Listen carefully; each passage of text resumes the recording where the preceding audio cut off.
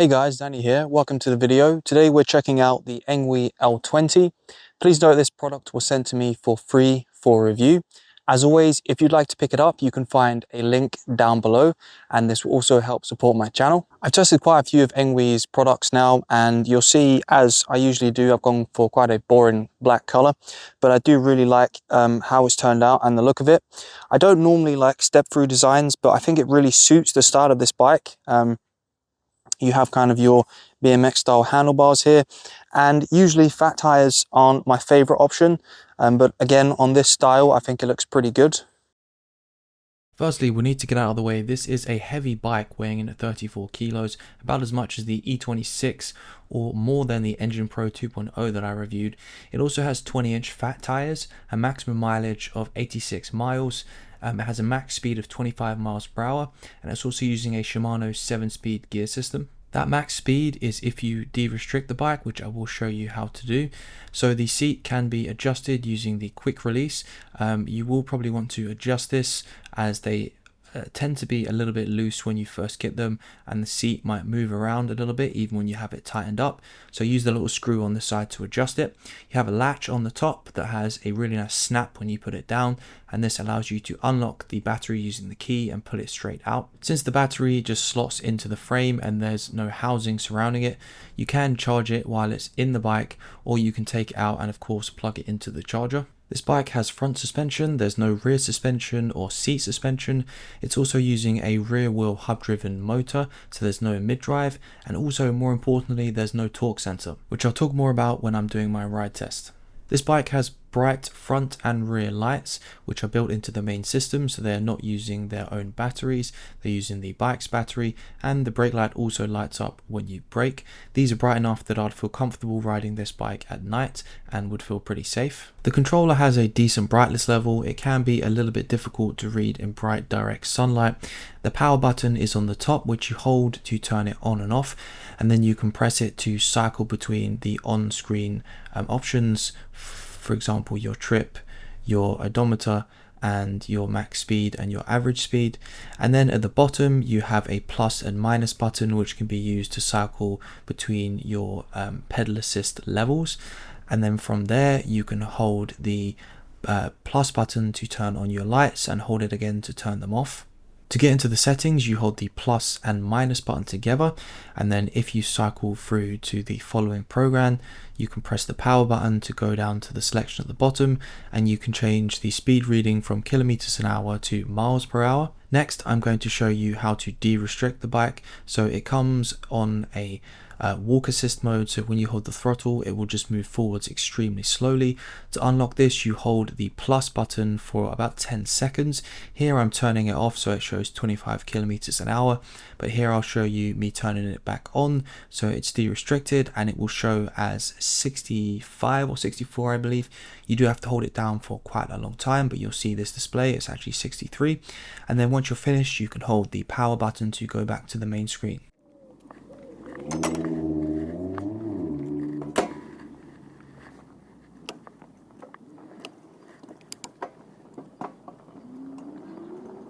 I mentioned earlier this bike doesn't have a torque sensor, and what that essentially means in simple terms is the bike is not going to match your power output of your pedaling.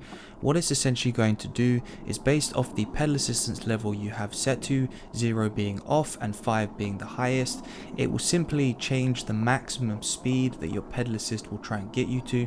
What this ends up feeling like, not having a torque sensor, is, the way I describe it is a little bit like analog and digital. It seems like you have a pretty big delay when you don't have a torque sensor, and you start to pedal and the bike kind of just like pulls you. It's a little bit weird feeling, and it just feels very analog and kind of clunky. The bike's just going to try and get you to your maximum speed. It will sense when you stop pedaling, but it'll take a while for the motor to kind of disengage and stop powering. Whereas if you have a torque sensor, it's much more digital feeling and much snappier. So as you start to pedal, the motor will kick in quicker and match your power output. So right off the bat, if you're someone who really wants to use pedal assist and you're not too worried about using the throttle and electric mode, then I would definitely recommend going with a bike that has a torque sensor. But if this isn't a priority for you, I would definitely keep watching, as this is a cool bike. Lastly, I would add to that, if you want a bike that's comfortable to ride when the pedal assist is off or your battery dies, I don't think this bike will be for you, as for its footprint it's very heavy, and I did try riding it with no pedal assist and it just felt so heavy and clunky and not really enjoyable to ride. Now that's just my opinion, but someone else may think differently. With no pedal assist, this thing feels like a chunk of lead basically.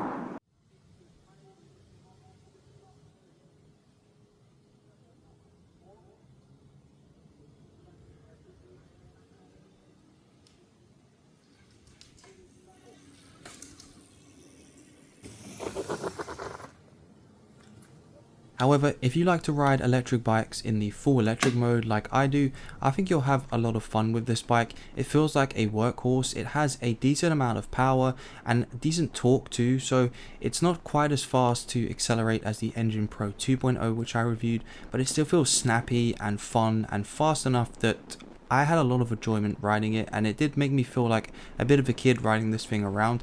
And also because of its smaller footprint and kind of lower stance to the ground, I also had my seat a little bit lower, and it reminded me of kind of riding smaller bikes when I was a kid, or maybe like a BMX. So if you enjoy this style and look of a bike, I think this is also a good option, as it will probably appeal to you.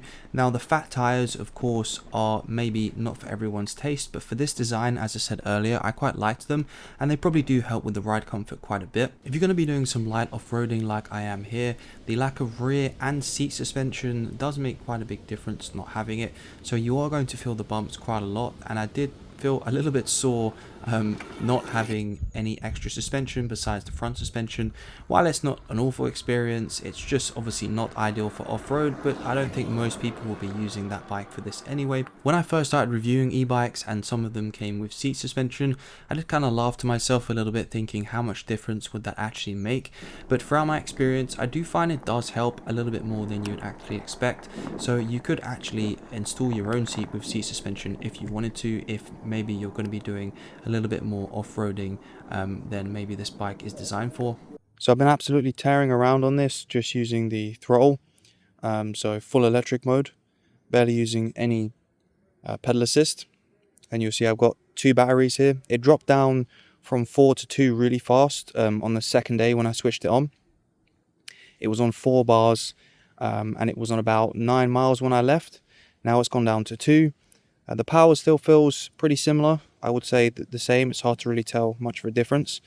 So we're at 13.4 and we're down to 2 bars. We'll see how much more we get. So if you're not new to my channel, you'll know the way I like to ride e-bikes is in full electric mode.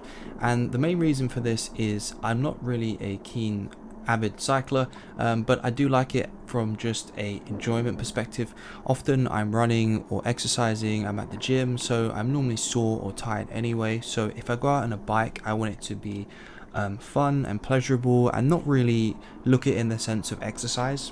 So for me, going out and just being able to cruise around in electric mode is a lot of fun and a relaxing experience, and it's also interesting when doing a review to see how much the e-bike I'm testing can get in fully electric mode.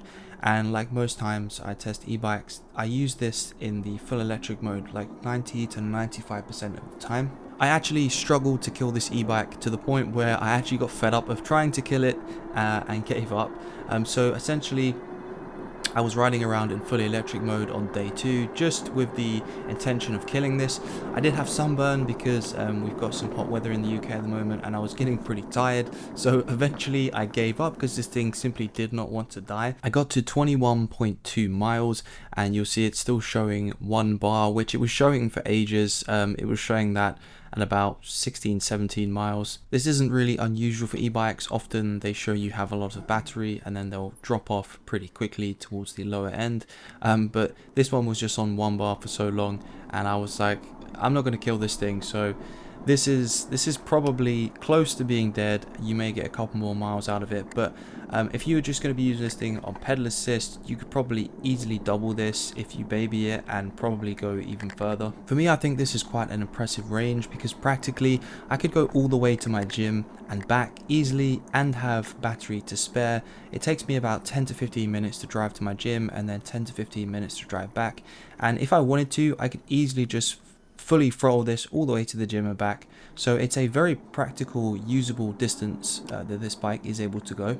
I also haven't mentioned the front basket which is on this. Now, I don't normally like baskets on bikes, but since this is kind of a metal frame rather than a basket, I think it looks a lot nicer and kind of bulky and gritty rather than like a plastic or a wooden basket. So that also adds to the use case for this bike. You don't have to fit that, of course. The front light does mount to it, but you can attach that to the mudguard on the front. So if you don't like that, don't worry, you don't have to put it on.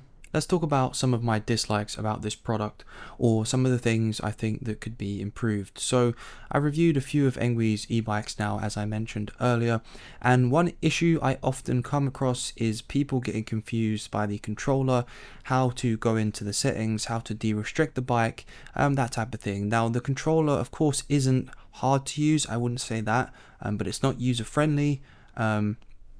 And it just feels a little bit dated.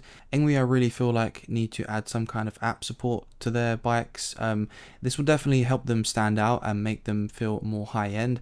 Now, I don't know how easy this is to do, as I think some of these e-bike manufacturers, they use quite a lot of off-the-shelf parts and controllers, as they're often very similar to other e-bikes from other companies. It would have bumped up the price, but I would have preferred a torque sensor in this bike, as I feel like it would have made the pedal assist a much smoother experience, and it would have made it more well-rounded for more people, as of course there's going to be people who really like using pedal assist, and the torque sensor just makes that experience a lot better in my opinion. Lastly, I don't know if I got unlucky with this bike, but it just felt like it had more squeaks and little minor things than other Engwe bikes I've used before.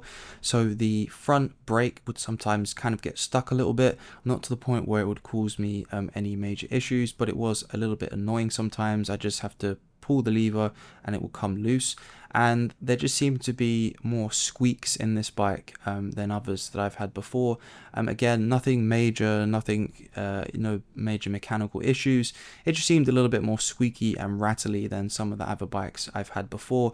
It could be just an issue myself that I need to go in and tighten and check a few things, but the parts that will be doing it will not be stuff that I've fitted myself, so maybe Engwe need to have a little bit of a look at some of the manufacturing of these bikes or how they're put together, or maybe I was just unlucky.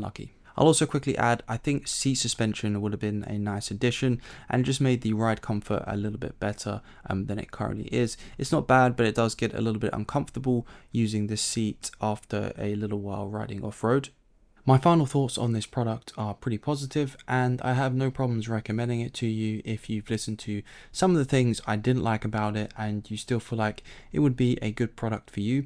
But as always, I would encourage you to get a second opinion and look at some more reviews. Don't just go based off of my opinion, in case there's anything I've missed, any problems I've missed, or anything I haven't highlighted properly. So go watch some more reviews before you purchase this product. I really hope you enjoyed the video, guys. If you did like it, please leave a thumbs up. If you're new to the channel, please consider subscribing for more videos like this one. And of course, I will see you in the next one. I'm so afraid that you'll run out of patience. Trust me, I know how it feels to be hopelessly